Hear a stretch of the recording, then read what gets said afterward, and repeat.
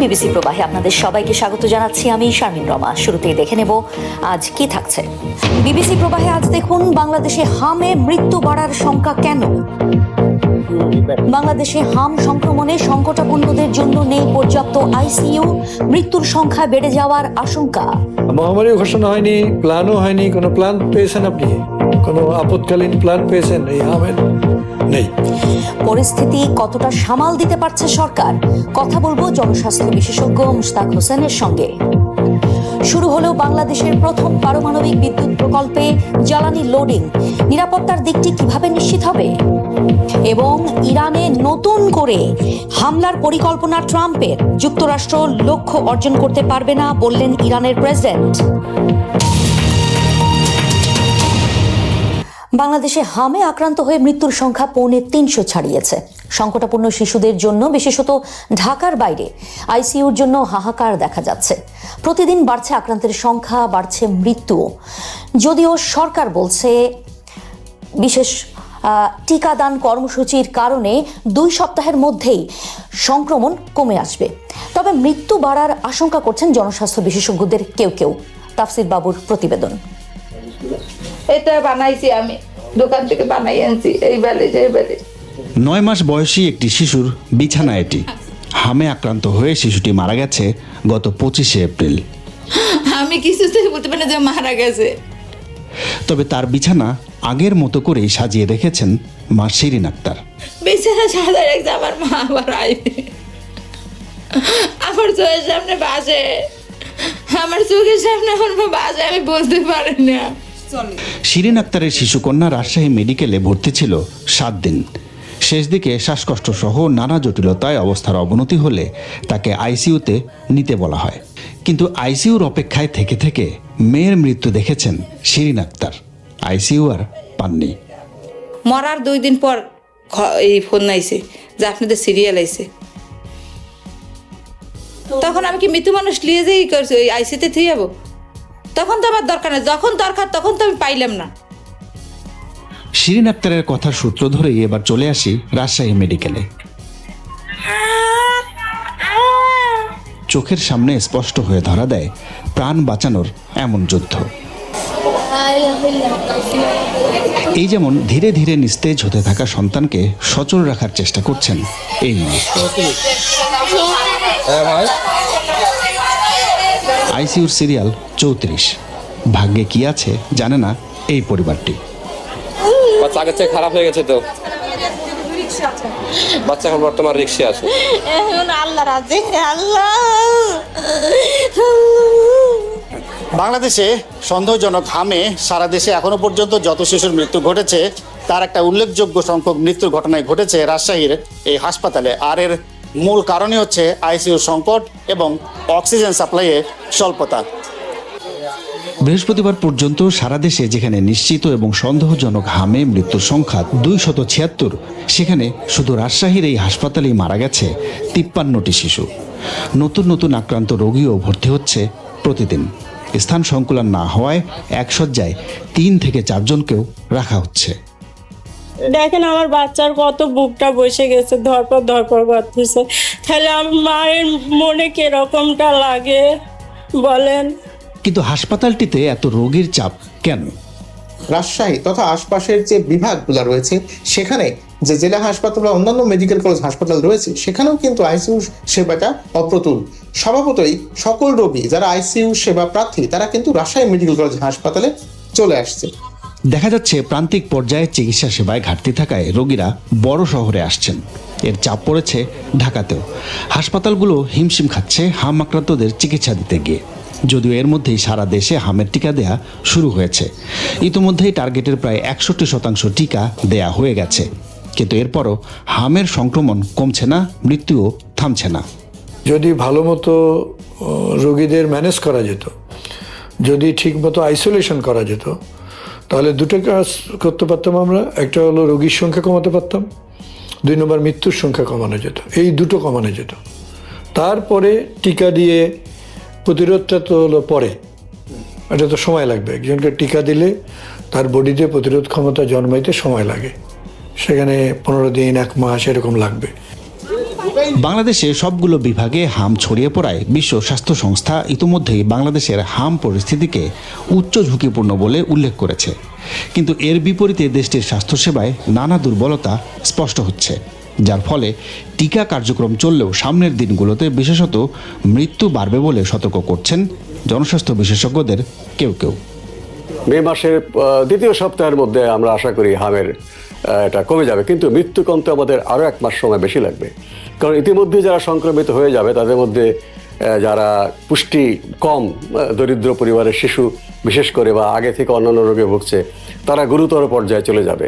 মহামারী ঘোষণা হয়নি, প্ল্যানও হয়নি। কোনো প্ল্যান পেয়েছেন আপনি? কোনো আপৎকালীন প্ল্যান পেয়েছেন এই হামের? নেই, এমনি মুখে মুখে হচ্ছে কাজ, কিন্তু এটাতে লিখিত একটা প্ল্যান লাগবে।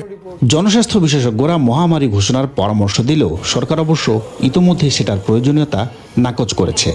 কিন্তু হামের টিকা কার্যক্রমের বাইরে চিকিৎসা সেবায় যে হিমশিম অবস্থা, সরকার সেটা সামাল দিতে পারছে না কেন? রোগীর সংখ্যা যদি আমাদের বেড়ে যায় তাহলে তো ডেফিনেটলি এখানে একটা ক্রাইসিস হবে, এখানে কোনো সন্দেহ নেই, এটা হাইড করারও কিছু নেই।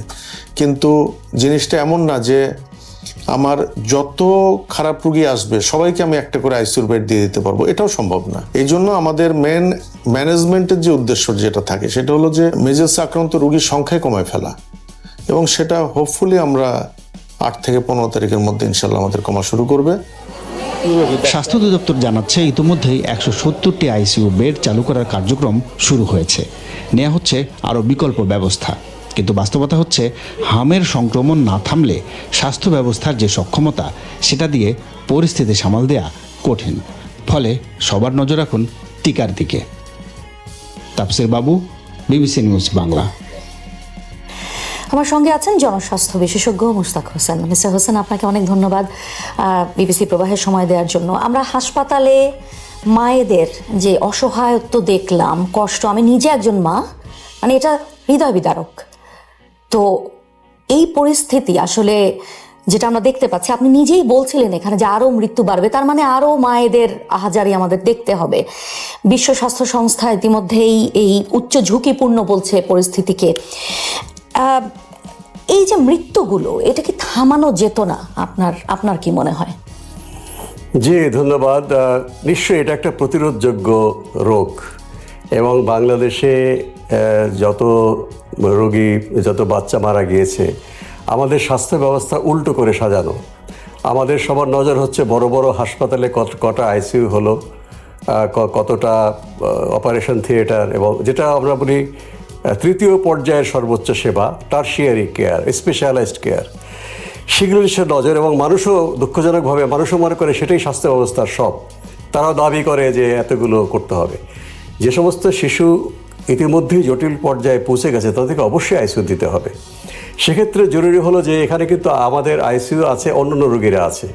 একটা সংক্রামক ব্যাধিতে আক্রান্ত একজন শিশুকে যদি যে আইসিইউর যে ঘর সেখানে নেই, একজন শিশু হামে আক্রান্ত আর বাকিরা অন্য রোগে আক্রান্ত, বাকিরা যদি আবার হামে আক্রান্ত হয় তাহলে তাদের অবস্থা আরও খারাপ হবে। তাহলে একটা আইসোলেটেড আইসিইউ দরকার। তাহলে সরকারকে হিসাব করতে হচ্ছে এখন যে সাধারণ আইসিইউ বেডগুলো আছে সেখান থেকে কটা আলাদা করে আমরা হামের জন্য করব। কোনো জায়গায় তারা কোনো পাচ্ছে না, কি করবে ভেবে পাচ্ছে না। যেমন শিশু হাসপাতাল, তারা গোটা হাসপাতালে হাম ছড়িয়ে পড়েছে, কারণ আলাদা করতে পারছে না।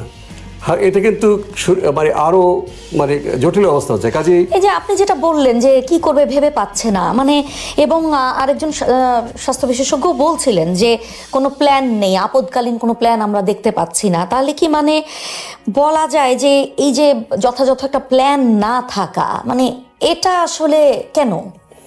প্ল্যান তো বিশেষজ্ঞরা করিয়ে রেখেছেন। আমি নিজেও অনেক কাজ করেছি, এবং প্রফেসর বেনজির যাকে বললেন তারা কিন্তু অনেক প্ল্যান করেছেন।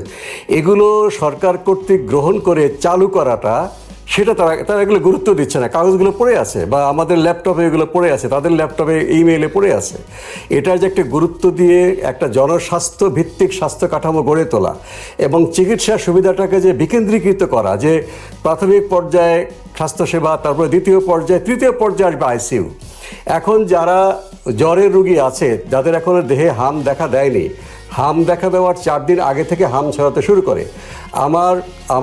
আমি কয়েক জায়গায় বলেছি, যে সমস্ত প্রান্তিক পরিবারের শিশু এখন জ্বর আছে, যারা ঘরে রেখে বাচ্চা চিকিৎসা করতে পারবে না এবং তাদেরকে আলাদা করে রাখতে পারছে না, এক ঘরে অনেক মানুষ থাকে, তাদেরকে অবশ্যই উপজেলা হেলথ কমপ্লেক্সের মতো জায়গায় সবাইকে হাসপাতালে ভর্তি করে রাখা উচিত। সেই সক্ষমতা তো আমাদের আছে। ঢাকা শহরে এরকম সিটি কর্পোরেশনের দক্ষিণ হাসপাতাল আছে, মিরপুরে আছে, সেখানে খালি পড়ে আছে, সেখানে এই সমস্ত প্রান্তিক পরিবারের শিশুদেরকে সেখানে রাখা উচিত। তাহলে তাদের কাছ থেকে অন্যরা জ্বরে আক্রান্ত হবে না এবং তারা স্বাস্থ্য পরিচর্যার মধ্যে থাকবে, তারা আর আইসিইউ প্রয়োজন হবে না। আপনি আইসিইউ কত বাড়াবেন? আইসিইউ যদি হাজারও বাড়ান, আপনি আইসিইউ বিশেষজ্ঞ তো হাজার আনতে পারছেন না। তার মানে আইসিইউ বাড়ানোটা আসলে সমস্যা মূলত সমাধান করবে না। কিন্তু আমরা দেখছিলাম যে বড় শহরের দিকে সবাই যাচ্ছেন, আপনি নিজেও বলছিলেন বড় হাসপাতালের কথা। তো এই যে স্বাস্থ্য সেবার যে মূল সমস্যাগুলো, মানে মূল জায়গাটাতেই কি আসলে কাজ করা হচ্ছে না? এবং এই যে প্রাথমিক স্বাস্থ্যসেবার কথা বলছে, সেই জায়গাটা কি উপেক্ষিত থেকে যাচ্ছে? দেখুন, আজকে এই পরিস্থিতির গুরুত্ব অনুধাবন করে একজন স্বাস্থ্য বিভাগের উচ্চপদস্থ শীর্ষস্থানীয় ব্যক্তিও বলছেন যে আমাদেরকে রোগী কমাতে হবে। কিন্তু যখন এই হামটা পার হয়ে যাবে, নিশ্চয়ই আমরা একসময় হাম থেকে মুক্তি পাবো, তারা ভুলে যাবেন। তারা কিন্তু এই যে প্রাথমিক স্বাস্থ্যসেবা কেন্দ্রগুলোকে সচল করা, মাধ্যমিক পর্যায়ে স্বাস্থ্যসেবা কেন্দ্রগুলো সচল করা এবং প্রান্তিক পরিবারের শিশুদেরকে সামাজিক সহায়তা দিয়ে তাদেরকে হাসপাতালে আনার ব্যবস্থা করা। তারা শেষ মুহূর্তে কেন হাসপাতালে আসছে?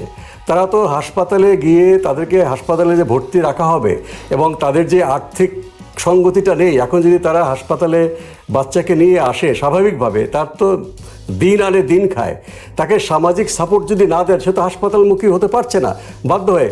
তখন যখন দেখা যায় তার বাচ্চারা অজ্ঞান হয়ে গেছে, তখন সে ঘটি মাটি বিক্রি করে বন্ধক দিয়ে টাকা পয়সা নিয়ে সোজা ঢাকায় চলে আসে। একসময় আমাদের প্রাকৃতিক দুর্যোগ দেখা যেত যে সাইক্লোন শেল্টারে গরিব মানুষ আসছে না, কারণ তাদের হাঁস মুরগি গরু ছাগল তাদের জীবিকার একমাত্র উৎস, জমি জমা নেই। যখন সাইক্লোন শেল্টারে হাঁস মুরগি রাখার ব্যবস্থা করা হলো, তখন তারা আসলো। কাজে এইভাবে আমাদেরকে যদি সৃজনশীলভাবে চারিদিক চোখ কান খোলা রেখে স্বাস্থ্য সমস্যার সমাধান না করি, সব দায় চাপিয়ে দিই জনগণের সচেতনতার উপরে। জনগণ অবশ্যই সচেতন। যেই মা, গরিব মা, সে কি তার বাচ্চাকে বাঁচাতে চায় না? কিন্তু তাকে তো আমাকে সক্ষম করে তুলতে হবে, সেজন্য হাসপাতালে এসে তার খাওয়া পড়ার চিন্তা করতে না হয় কয়েকদিন। তার তো আরও ছোটো ছোটো বাচ্চা আছে, তার বাবা মা মানে বাচ্চা দাদা দাদি আছে। এই সাপোর্টটা সহ যদি আমি উপজেলা হেলথ কমপ্লেক্সে তার চিকিৎসার ব্যবস্থাটা করি, অবশ্যই সে বাচ্চাদের সেখানে থাকবে। এখন সমস্ত জ্বরের রোগী যারা প্রান্তিক পরিবারের শিশু, তাদেরকে উপজেলা হেলথ কমপ্লেক্সের মতো জায়গায় ভর্তি করে রাখা উচিত। তাহলে এই জটিল রোগীর সংখ্যা কমে যাবে, নাহলে কিন্তু বাড়তেই থাকবে। আরেকটি বিষয় যেটি হচ্ছে যে দেশের টিকার ঘাটতিটাও ব্যাপক আলোচিত হয়েছে এবং সরকার বিষয়টা আসলে যেভাবে সামাল দেওয়ার চেষ্টা করেছে সেটা নিয়েও কিন্তু সমালোচনা হয়েছে। বিবিসিতে সাক্ষাৎকার দেয় একজন স্বাস্থ্য কর্মকর্তাকে প্রত্যাহার পর্যন্ত করা হয়েছে। এই যে মন্ত্রী যখন বলছেন যে টিকা সংকট নেই, প্রতিবেদনে কিন্তু উঠে আসছে বাস্তব একটা চিত্র যে টিকা আছে কি নেই। মানে সরকারের এক ধরনের কি বলা যায় যে ডিনায়াল মোডে থাকা বা সমস্যা আছে সেটা স্বীকার না করা, এটা কি আসলে যথাযথ যে পরিকল্পনার কথা বলা হচ্ছে, পরিকল্পনা নেই কেন, সেখানে কি একটা বাধা তৈরি করে কিনা? হ্যাঁ, ডিনায়াল মোড তো মানুষকে বিভ্রান্ত করে এবং মানুষের আস্থা নষ্ট হয়ে যায়। টিকা যাটা মজুদ ছিল সেটা দিয়ে কিন্তু চলছে কাজটা, ঠিক আছে। আর যেই টিকাটা বিদেশ থেকে আনবার জন্য তারা বলছে সেটা মে মাসে চলে আসতেছে। কাজেই হ্যাঁ, যারা গণমাধ্যমে কথা বলছেন তাদের এই গণমাধ্যমে কথা বলার কিছু নিয়ম পদ্ধতি অনুসরণ করে বলতে হবে। মানুষকে হতাশ করা যাবে না। মানুষের সাথে যেন যারা স্বাস্থ্য সেবা দিচ্ছেন তাদের আস্থার ঘাটতি করা যাবে না। আমরা তাদেরকে আস্থা রেখে মিস্টার হোসেন একই সঙ্গে সঠিক তথ্যটাও তো নিশ্চয়ই, আমি কোনো কিছু জনগণকে মিথ্যা তথ্য দেব না। আমি ঘাটতি স্বীকার করব ইতিবাচকভাবে যে আমাদের যে টিকাটা আছে সেই টিকাটা হয়ে যাচ্ছে। নতুন টিকা আমরা মে মাসে প্রথম সপ্তাহে পাচ্ছি। সিরিজ ছিল না, সিরিজ চলে আসতেছে। যেই সিরিজগুলো আছে সেগুলো আমরা কাজ করছি। কাজেই এইভাবে তো কথা বলা যায়। এখন তো কথা বলতে গেলেই যদি আপনি শাস্তি দেন তাহলে কিন্তু সত্যিকার চিত্র পাবেন। এবং মানুষ, সবচেয়ে বড় কথা, মানুষ কিন্তু আপনি সত্যি কথা বললেও বিশ্বাস করবে না। রাখাল বালক এবং বাঘের গল্প, যখন আপনি সত্যি কথাও বলবেন মানুষ বলবে যে আপনারা ঠিক কথা বলছেন না। পত্রিকার পাতাতে বা সোশ্যাল মিডিয়াতে সত্যি খবর পাওয়া যাবে। কাজেই এখন তারা প্রেস রিলিজ দিচ্ছেন স্বাস্থ্য দপ্তর থেকে কতজন মৃত্যু হচ্ছে, কতজন ভর্তি হচ্ছে। আগে তারা প্রেস রিলিজ দিতে স্বীকার করেননি, এখন তারা দিচ্ছেন। এটা ইতিবাচক জিনিস। সবাইকে ইতিবাচকভাবেই ঘাটতিটা বলতে হবে যেন মানুষ আস্থার সংকটে না ভোগে। আপনাকে অনেক ধন্যবাদ বিবিসি প্রবাহে কথা বলার জন্য। এ সপ্তাহে জ্বালানি লোডিং শুরু হলো বাংলাদেশের প্রথম পারমাণবিক বিদ্যুৎ কেন্দ্রে। তবে এই রূপপুর প্রকল্পটি ঘিরে স্থানীয়দের অনেকের মধ্যে খানিকটা ভ্রান্ত ধারণার পাশাপাশি উদ্বেগও দেখা গেছে। নিরাপত্তার দিকটি এতে ঠিক কিভাবে নিশ্চিত করা হচ্ছে? আবুল কালাম আজাদের সরেজমিন প্রতিবেদন। রূপপুর বিদ্যুৎ কেন্দ্রের খুব কাছের এক গ্রামে পাকা ঘর তুলছেন জয়া, কিন্তু তার বাড়ি থেকে দৃশ্যমান এই পারমাণবিক অবকাঠামো নিয়েই আছে ভয়, আতঙ্ক। সে বলে গরম লাগবে ওটা চালু হলে, এখন থাকতে পারবো না নাকি সেগুলা ভয় তো আছে। মাছুয়াপাড়া নামের এই গ্রাম ঘুরে অনেকের মধ্যেই রূপপুর নিয়ে নানা ভ্রান্ত ধারণা ও উদ্বেগ লক্ষ্য করা গেছে, যেখানে অপপ্রচার ও গুজবও রয়েছে। যদি কোনো অসুবিধা হলে জায়গা আমাদের চলে যেতে হবে। শুনতেছি যে হচ্ছে বিদ্যুৎ চালু যদি হয় তো এখানে থাকা কঠিন। কোনো সমস্যা নাই, কি থাকবি কি ভালো হবি এগুলা কেউ কয় না। মানে বাংলাদেশে তো এটা আর কোনো জায়গায় নাই মনে করেন, এই জন্যই ভয়ভীতি মানুষের বেশি। পারমাণবিক বিদ্যুৎ কেন্দ্র নিয়ে নিকটবর্তী এলাকাবাসী ছাড়াও বাংলাদেশের সাধারণ জনগণের মধ্যেও ভয়ভীতি রয়েছে। ঢাকা বিশ্ববিদ্যালয়ের নিউক্লিয়ার ইঞ্জিনিয়ারিং বিভাগের অধ্যাপক ডক্টর শফিকুল ইসলাম পারমাণবিক বিদ্যুৎ কেন্দ্র এবং রূপপুর নিয়ে গবেষণা করেছেন।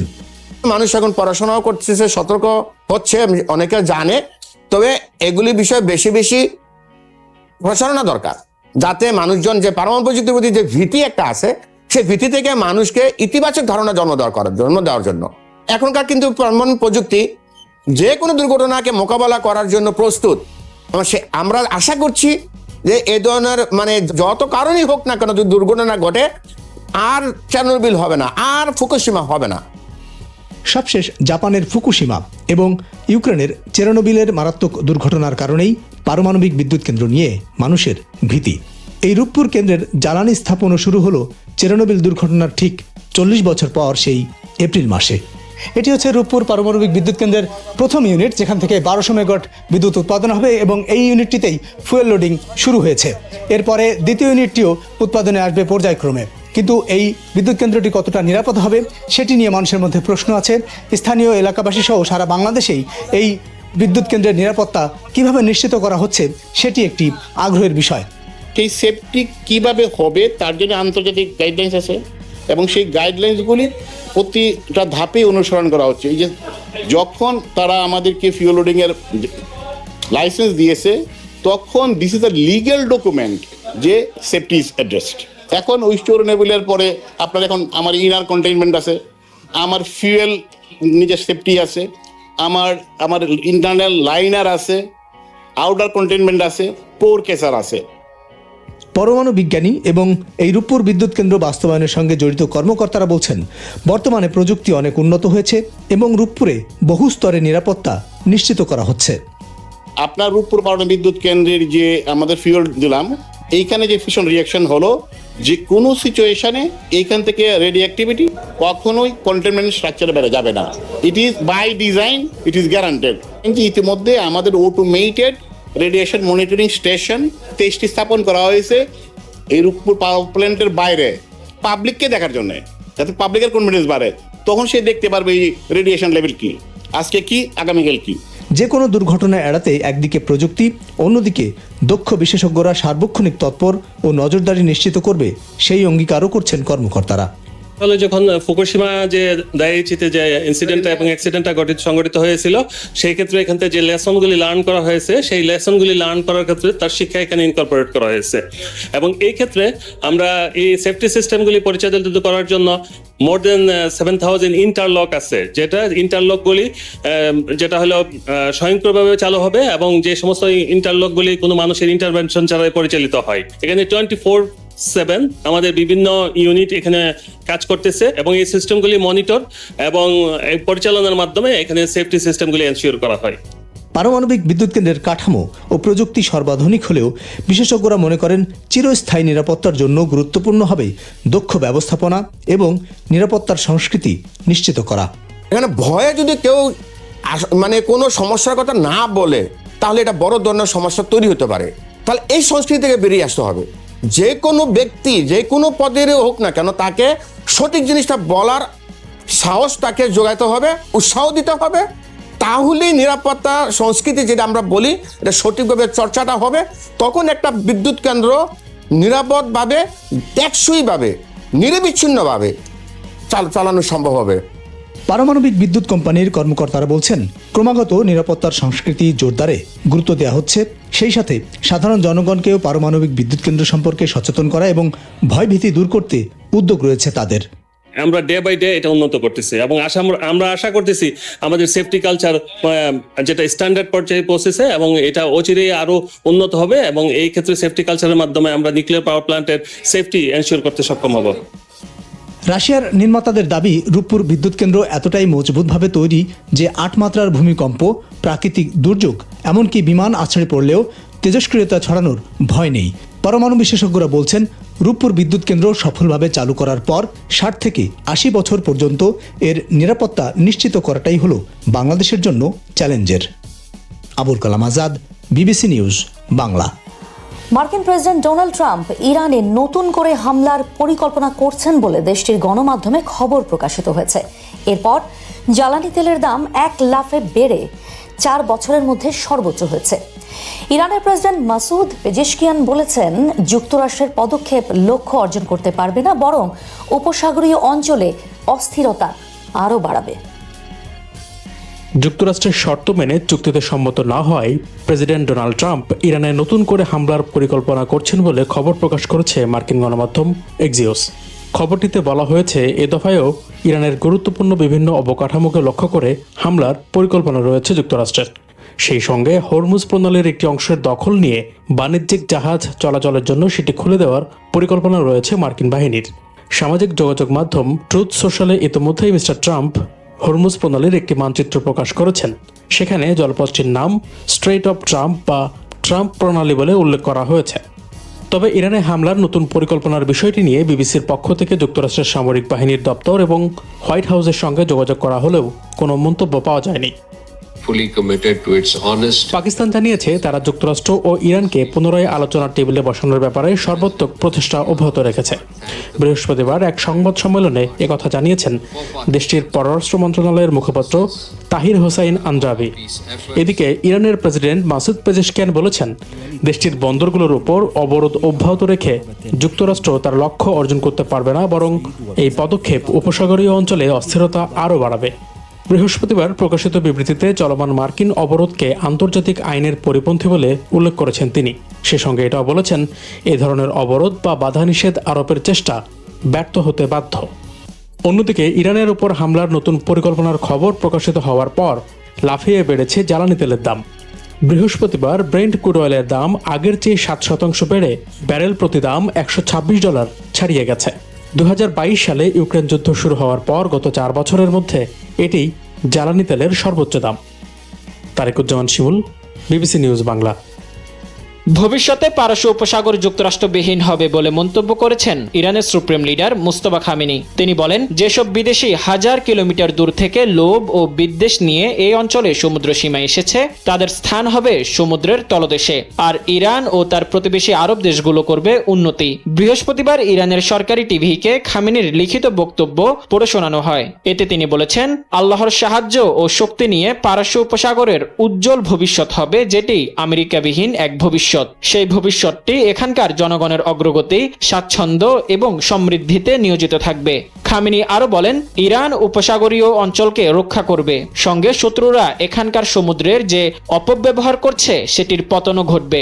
এছাড়া হরমুজ প্রণালীতে যে নতুন ব্যবস্থাপনা আনা হচ্ছে, অর্থাৎ ইরানের নিয়ন্ত্রণে নেওয়া হচ্ছে, সেটি হরমুজের শান্তি, সমৃদ্ধ এবং অর্থনৈতিক সুবিধা বয়ে আনবে বলেও দাবি করেন তিনি। এর আগে 28 ফেব্রুয়ারি দখলদার ইসরায়েল ও যুক্তরাষ্ট্র ইরানের যৌথ হামলা চালায়। ওই হামলায় প্রাণ হারান ইরানের supreme leader Ayatollah Ali Khamenei. এরপর নতুন নেতা হিসেবে নির্বাচিত হন মুস্তফা খামেনি। ইরান যুদ্ধ নিয়ে এখনো উত্তেজনা কমছে না। মার্কিন যুক্তরাষ্ট্রের নানা শর্তের বেড়াজালে আটকে আছে যুদ্ধ বন্ধের প্রস্তাব। এর প্রভাবে বিশ্বব্যাপী জ্বালানি সংকট বেড়ে গেছে অনেক গুণ। এবার ইরান যুদ্ধে নতুন করে সামরিক অভিযানের সম্ভাব্য পরিকল্পনা নিয়ে মার্কিন প্রেসিডেন্ট ডোনাল্ড ট্রাম্পকে ব্রিফিং দেওয়া হবে। এমন খবরে বিশ্ববাজারে জ্বালানি তেলের দাম 4 বছরের মধ্যে সর্বোচ্চ পর্যায়ে পৌঁছেছে। তাই বৃহস্পতিবার এক পর্যায়ে অপরিশোধিত জ্বালানি তেল ব্রেন্ট ক্রুড তেলের দাম প্রায় 7% বেড়ে ব্যারেল প্রতি $126 ছাড়িয়ে যায়, যদিও দিনের শেষ ভাগে তা কিছুটা কমে $114 নামে। ইউক্রেন যুদ্ধের পর তেলের দামে এমন ঊর্ধ্বগতি আর দেখা যায়নি। মার্কিন সংবাদ মাধ্যম এক্সিওস জানিয়েছে, ইরানের সঙ্গে আলোচনা স্থবির হয়ে পড়ায় দেশটির ওপর স্বল্পমেয়াদী কিন্তু শক্তিশালী বিমান হামলার একটি পরিকল্পনা তৈরি করেছে মার্কিন সেন্ট্রাল কমান্ড সেন্টকম। এছাড়া কৌশলগত গুরুত্বপূর্ণ হরমুজ প্রণালী পুনরায় সচল করতে সেখানে পদাতিক সেনা পাঠানোর মতো কঠোর পদক্ষেপও ট্রাম্পের বিবেচনায় রয়েছে বলে জানা গেছে। বিশ্বের মোট তেল ও তরলীকৃত প্রাকৃতিক গ্যাসের প্রায় 20% এই হরমুজ প্রণালী দিয়ে পরিবাহিত হয়। যুদ্ধ ও অবরোধের কারণে এই পথটি কার্যত বন্ধ থাকায় বিশ্বজুড়ে জ্বালানির দামে ব্যাপক প্রভাব পড়ছে। বিশ্বের মোট তেল ও তরলীকৃত প্রাকৃতিক গ্যাস এলএনজির প্রায় 20% এই হরমুজ প্রণালী দিয়ে পরিবাহিত হয়। যুদ্ধ ও অবরোধের কারণে এই পথটি কার্যত বন্ধ থাকায় বিশ্বজুড়ে জ্বালানির দামে ব্যাপক প্রভাব পড়ছে। এর সরাসরি প্রভাব পড়ছে সাধারণ গ্রাহকদের ওপর। অর্থনৈতিক বিশ্লেষকরা সতর্ক করেছেন, নতুন করে ইরানে হামলা হলে বৈশ্বিক সরবরাহ ব্যবস্থায় ধস নামতে পারে। শুধু জ্বালানি নয়, খাদ্যপণ্যের দাম ও উড়োজাহাজের ভাড়াও আকাশচুম্বী হওয়ার আশঙ্কা দেখা দিয়েছে। পাক আফগান সীমান্তে খাইবার পাখতুনখোয়া অঞ্চলে পাকিস্তানি নিরাপত্তা বাহিনীর অভিযানে 13 সন্ত্রাসী নিহত হয়েছে। পাকিস্তানের আন্তঃবাহিনী জনসংযোগ পরিদপ্তর ISPR এ তথ্য জানায়। ISPR এর বিবৃতিতে বলা হয়, মোহাম্মদ জেলায় অনুপ্রবেশের চেষ্টার সময় পরিচালিত অভিযানে 8 জন সন্ত্রাসী নিহত হয়। আর উত্তর ওয়াজিরিস্তান জেলায় সীমান্তে তীব্র গোলাগুলির মধ্যে আরও 5 জন সন্ত্রাসী নিহত হয়। বিবৃতিতে আরো বলা হয়, ফিতনা আল খাওয়ারিজ নামে পরিচিত এসব ভারতের মদতপুষ্ট সন্ত্রাসী পাকিস্তানে ঢোকার চেষ্টা করছিল। মোহাম্মদের ঘটনায় জড়িত দলটিকে আগে ভাগেই শনাক্ত করা হয়, ফলে দ্রুত ব্যবস্থা নেওয়া সম্ভব হয়। এছাড়া ISPR অভিযোগ করেছে, আফগান তালেবান প্রশাসন কার্যকর সীমান্ত ব্যবস্থাপনা নিশ্চিত করতে ব্যর্থ হয়েছে। তাদের দাবি, আফগান ভূখণ্ড পাকিস্তানের বিরুদ্ধে সন্ত্রাসী কর্মকাণ্ডে ব্যবহৃত হচ্ছে। যুদ্ধবিরতির পরও হরমুজ প্রণালী নিয়ে থেমে নেই ট্রাম্পের উত্তেজনা। যুদ্ধ বন্ধের পরও তেহরান প্রণালীটি এখনও নিয়ন্ত্রণ করে আসছে। প্রণালী দিয়ে চলাচলকারী জাহাজগুলো থেকে এখনও টোল আদায় করছে ইরান। ঠিক এমন অবস্থায় মার্কিন প্রেসিডেন্ট ডোনাল্ড ট্রাম্প বৃহস্পতিবার একটি মানচিত্রের ছবি শেয়ার করেছেন। সেখানে হরমুজ প্রণালীর নাম বদলে স্ট্রেন্ড অফ ট্রাম্প লিখেছেন তিনি। ট্রাম্প তার সামাজিক যোগাযোগ মাধ্যম প্ল্যাটফর্ম ট্রুথ সোশ্যালে কোনো ক্যাপশন ছাড়াই ছবিটি পোস্ট করেন। ছবিটি মূলত আই স্ট্যান্ড উইথ ট্রাম্প 47 নামের একটি অ্যাকাউন্ট থেকে শেয়ার করা হয়েছিল, যেখানে জলপথটির আসল নাম পরিবর্তন করে স্ট্রেন্ড অফ ট্রাম্প দেখানো হয়। এর আগে এক বক্তৃতায়ও ট্রাম্প স্ট্রেন্ড শব্দটি ব্যবহার করেছিলেন মার্কিন প্রেসিডেন্ট। সেখানে উপস্থিত লোকজন তার কথা শুনে হেসে উঠলে মার্কিন প্রেসিডেন্ট বলেছিলেন, গণমাধ্যম হয়তো প্রথমে এটিকে একটি ভুল বলে মনে করতে পারে, কিন্তু সবাই জানে আমি খুব কমই ভুল করি। আন্তর্জাতিক বিশ্লেষকরা বলছেন, ট্রাম্পের এমন পোস্ট এবং পদক্ষেপ মধ্যপ্রাচ্যের যুদ্ধকে আরও ভয়াবহ করে তুলছে। ইরানের বিরুদ্ধে ইসরায়েল যুক্তরাষ্ট্রের যৌথ যুদ্ধ কখন শেষ হবে, এই প্রশ্ন এখন বিশ্ববাসীর। ঠিক এই প্রশ্নটি গত সপ্তাহে করা হয়েছিল ঢাকা বিশ্ববিদ্যালয়ের আন্তর্জাতিক সম্পর্ক বিভাগের চেয়ারম্যান অধ্যাপক ডক্টর আলী আশরাফকে। মার্কিন যুক্তরাষ্ট্র যদি মনে করে যে ইরানের অলরেডি ইনফ্রাস্ট্রাকচারাল ব্যাপক ড্যামেজ হয়েছে, তার শীর্ষস্থানীয় সিভিলিয়ান লিডারশিপ এবং মিলিটারি লিডারশিপের একটা অংশ মারা গিয়েছে, হত্যা করতে সক্ষম হয়েছে, তারপর ব্যাপক রকমের মিলিটারি ওয়েপন্সের ক্ষতি হয়েছে, হ্যাঁ, যেটা চেয়েছিল যে ইরানের সরকার পরিবর্তন সেটা পায়নি, কিন্তু যতটুকু পেয়েছে সেটাকে যদি সে মনে করে যে এটা আগামী 10-20 বছরের জন্য ইরানকে পিছিয়ে দিবে, হ্যাঁ, সে যদি এটাকেই তার জয় হিসেবে, ভিক্টরি হিসেবে ইন্টারপ্রিট করে, তাহলে কিন্তু যুদ্ধ থেকে সে সরে আসতে পারে। যুদ্ধ বন্ধের এবার সেই ইঙ্গিতই মিলেছে মার্কিন পররাষ্ট্রমন্ত্রীর মুখে। ইরান বনাম যুক্তরাষ্ট্রের চলমান যুদ্ধে মার্কিন বাহিনী নিরঙ্কুশ বিজয় অর্জন করছে বলে দাবি করেছেন দেশটির প্রতিরক্ষা মন্ত্রী পিট হেগসেথ। মার্কিন প্রতিনিধি পরিষদের সশস্ত্র পরিষেবা কমিটির এক শুনানিতে উপস্থিত হয়ে তিনি এই দাবি করেন। শুনানি চলাকালীন যখন তাকে প্রশ্ন করা হয় যে যুক্তরাষ্ট্র এই যুদ্ধে জিতছে কিনা, হেক্সেথ সরাসরি উত্তরে বলেন, অবশ্যই। তিনি বর্তমান পরিস্থিতিকে একটি বিস্ময়কর সামরিক সাফল্য হিসেবে অভিহিত করেন। তার মতে মার্কিন সামরিক কৌশল ইরানকে মোকাবেলা করতে পুরোপুরি সফল হচ্ছে। শুনানিতে ইরানের পক্ষ থেকে কৌশলগতভাবে গুরুত্বপূর্ণ হরমুজ প্রণালী বন্ধ করে দেওয়ার ঝুঁকি নিয়েও প্রশ্ন তোলা হয়। এই সংঘাত শুরুর আগে যুক্তরাষ্ট্র এই পরিস্থিতির কথা ভেবেছিল কিনা এমন প্রশ্নের জবাবে হেক্সেথ জানান, প্রতিরক্ষা বিভাগ অত্যন্ত সতর্কতার সঙ্গে এই ঝুঁকির প্রতিটি দিক খতিয়ে দেখেছিল। অর্থাৎ হরমুজ প্রণালী বন্ধের মতো পরিস্থিতি মোকাবেলায় পেন্টাগন আগে থেকেই প্রস্তুত ছিল বলেই ইঙ্গিত দেন তিনি। মার্কিন থিঙ্ক ট্যাঙ্ক হিসেবে খ্যাত centre for strategic and international studies জানিয়েছে, যুক্তরাষ্ট্র ইতিমধ্যে তাদের বেশ কিছু গুরুত্বপূর্ণ অস্ত্রের অর্ধেকের বেশি খরচ করে ফেলেছে। 28 ফেব্রুয়ারি অপারেশন এপিক ফিউরি শুরু হওয়ার আগেও মার্কিন ভাইস প্রেসিডেন্ট জেডি ভেন্স এই কথিত সামরিক অভিযানের বিরোধিতা করেছিলেন।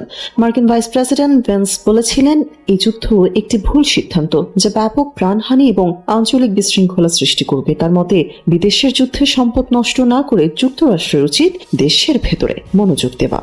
মার্কিন সংবাদ মাধ্যম দ্য আটলান্টিক এর এক প্রতিবেদনে বলা হয়েছে, মার্কিন ভাইস প্রেসিডেন্ট ভেন্স প্রেসিডেন্ট ট্রাম্পের সঙ্গে আলোচনায় তিনি নির্দিষ্ট কিছু ক্ষেপণাস্ত্র ব্যবস্থার ঘাটতি নিয়ে উদ্বেগ প্রকাশ করেছেন। তার আশঙ্কা, অস্ত্রের এই ঘাটতি ভবিষ্যতে চীন, উত্তর কোরিয়া বা রাশিয়ার সঙ্গে সম্ভাব্য সংঘাতের ক্ষেত্রে বিপদ ডেকে আনতে পারে। এসব দিক বিবেচনা করে যুক্তরাষ্ট্র দ্রুতই ইরান যুদ্ধ ইতি টানতে পারে বলে মত দিয়েছেন আন্তর্জাতিক বিশ্লেষকরা। সবাইকে শুভকামনা জানিয়ে আমি শারমিন রমাজ এখানেই বিদায় নিচ্ছি। ভালো থাকবেন।